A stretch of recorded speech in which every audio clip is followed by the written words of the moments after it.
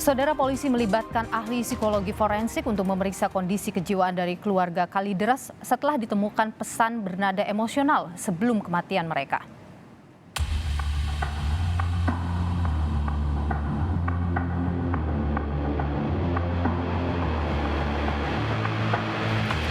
Polisi mengungkap sejumlah temuan baru kejanggalan kematian satu keluarga di Kalideres yang ditemukan tewas mengering di rumahnya. Hasil pemeriksaan digital forensik ditemukan jika keluarga Kalideres sempat menjual barang-barang di rumahnya sebelum keempatnya meninggal dunia. Namun, keluarga Kalideres tidak berinteraksi langsung saat bertransaksi, melainkan barang yang dijual sudah disiapkan di luar rumah. Fakta ini terungkap dari percakapan di 2 telepon seluler yang ditemukan di dalam rumah. Bersangkutan ini kan sangat jarang berkomunikasi dengan pihak luar, ya sangat jarang, itu bisa terlihat dari headsetnya itu. Kita adakan penyelidikan melalui digital forensik. Lagi yang lain, oh ini dia menghubungi untuk jual barang segala macam, sempat masuk atau tidak, oh ternyata barangnya sudah disiapkan di luar, tinggal ngambil kan.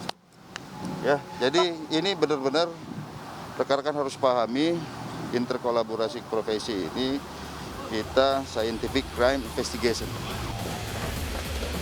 Sebelumnya terungkap dari 4 jenazah satu keluarga ini, Margareta Gunawan, istri dari Yogianto Gunawan, sudah meninggal dunia pada Mei lalu dari kesaksian salah satu pegawai koperasi simpan pinjam yang datang ke rumah mereka. Dalam kasus ini, polisi sudah menggandeng sejumlah saksi ahli dan 23 saksi. Tim Liputan, Kompas TV. Saudara, terkait dengan temuan baru dari polisi soal kematian sekeluarga yang tewas mengering di Kalideres, kita terhubung dengan Reza Indragiri, ahli psikologi forensik. Bung Reza, selamat petang, sehat selalu. Bung Reza, polisi menyebut melibatkan psikolog forensik untuk mendalami temuan chat yang beremosi negatif begitu. Apa yang kemudian bisa didalami dari temuan ini, Bung Reza? Ini menarik karena sepanjang ingatan saya berjalan, biasanya teman-teman dari kepolisian tidak terlalu butuh waktu lama untuk memastikan ada tindaknya kemungkinan pidana yang mendahului kematian 4 orang atau kematian jenazah. Dan biasanya kuncinya datang dari kedokteran forensik. Tapi bahwa sekarang sudah memakan waktu berpekan-pekan, ini mengindikasikan bahwa upaya atau metode dari kedokteran forensik tampaknya masih harus dilengkapi dengan metode-metode lain. Dalam hal ini adalah otopsi psikologis. Berarti saya bayangkan bahwa otopsi psikologis itulah yang sedang dilakukan untuk menangkap pola perilaku, baik itu pola berpikir, pola berperasaan, pola bersosialisasi menjelang 4 orang itu meninggal dunia. Oke, jadi polanya yang ingin dipelajari sehingga bisa menentukan apa yang terjadi begitu ya?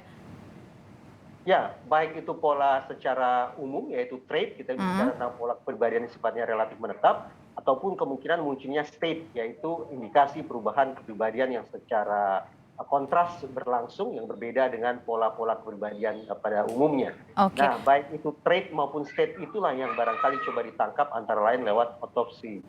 Bung Reza, ada yang janggal di sini, komunikasi ini dilakukan satu arah dari satu handphone saja. Apa yang Anda lihat di situ? Saya tidak tahu bahwa komunikasi satu arah dianggap tidak lazim, oke lah katakanlah demikian, tetapi yang lebih penting lagi substansi komunikasinya apa. Karena dari situlah akan mudah-mudahan bisa dibaca suasana hati mereka atau sebagian dari mereka terkait dengan pola komunikasi yang disebut satu arah itu. Tanpa ada kejelasan tentang substansi atau isi komunikasinya, saya pikir sulit bagi kita untuk menemukan sintesis atau benang merah dari perilaku sedemikian rupa. Kemudian ada juga begini, keluarga ini disebut sempat menjual barang, tapi dia menghindari transaksi langsung, jadi ditaruh saja begitu di depan barangnya. Anda melihat ada apa di situ, Bung Reza?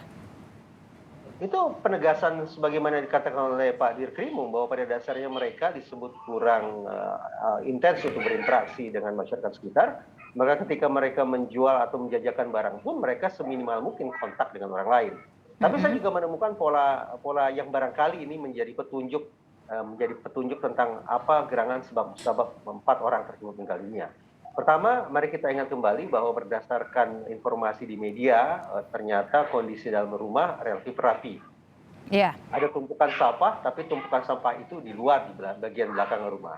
Ini saya tafsirkan bahwa tidak ada kisruhan, tidak ada kegaduhan, tidak ada perkelahian, tidak ada konflik yang mendahului sebelum meninggal dunia 4 orang tersebut. Itu pertama. Oke, Dua dari pihak ya gimana Bung Reza? Oke, yang kedua dari pihak keluarga juga dikabarkan sudah meminta PLN untuk memutus aliran listrik. Jadi sebenarnya mereka tidak ingin ada utang piutang, ada bahaya korslet dan seterusnya. Dan yang ketiga dari posisi jenazah yang dikabarkan juga tidak bergelimpangan di sana sini, tapi berada di titik-titik tertentu dengan posisi yang relatif rapi.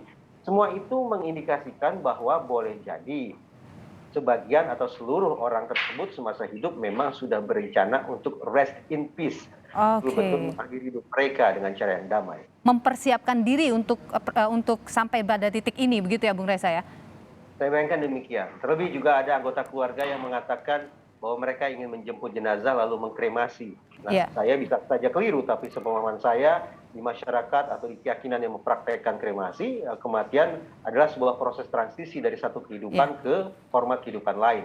Barangkali ada pihak yang merasa bahwa dalam format kehidupannya saat ini tidak begitu bisa berdharma, lalu memutuskan untuk mengakhiri hidupnya dengan harapan di format kehidupan yang baru akan bisa melakukan dharma lebih baik lagi.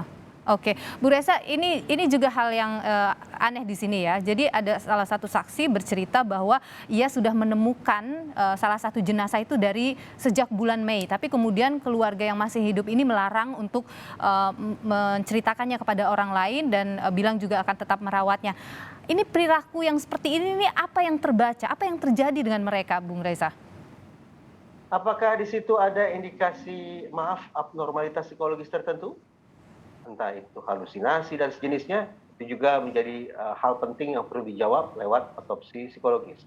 Ataukah itu juga merupakan bentuk penghormatan terhadap jenazah yang tadi saya katakan ini hanya sebuah proses transisi dari satu format kehidupan ke format kehidupan lain. Jadi kematian tidak dianggap sebagai sesuatu yang katakanlah memunculkan kegaduhan, yang memunculkan kekisruhan dan seterusnya. Itu juga yang menjadi persoalan yang sekali lagi mudah-mudahan bisa ditemukan jawabannya lewat otopsi psikologis. Dan memang butuh waktu yang begitu lama untuk kemudian bisa menyimpulkan apa yang terjadi kepada 4 orang ini.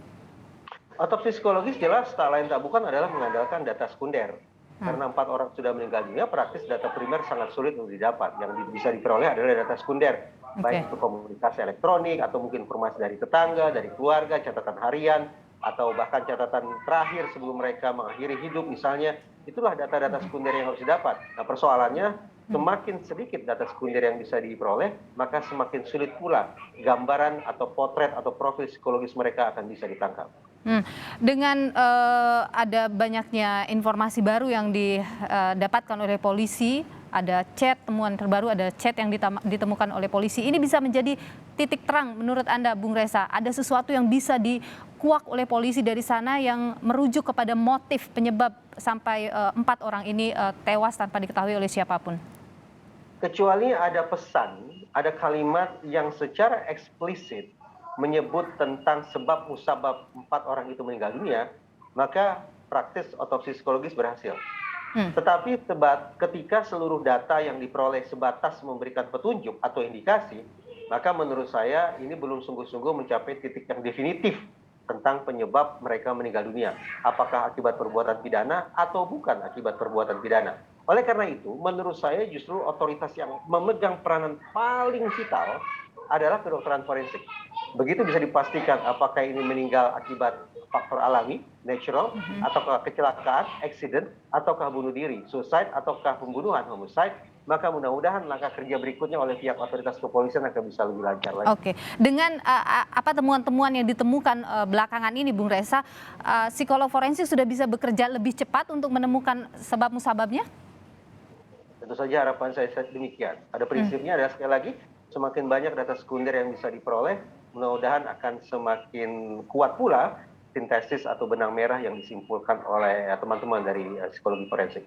Baik, Bung Reza Indragiri, ahli psikologi forensik, tentu kita nantikan bersama ya proses yang dilakukan oleh psikolog forensik untuk bisa mengungkap apa penyebab kematian ini. Terima kasih, Bung Reza Indragiri, sehat selalu. Selamat sore.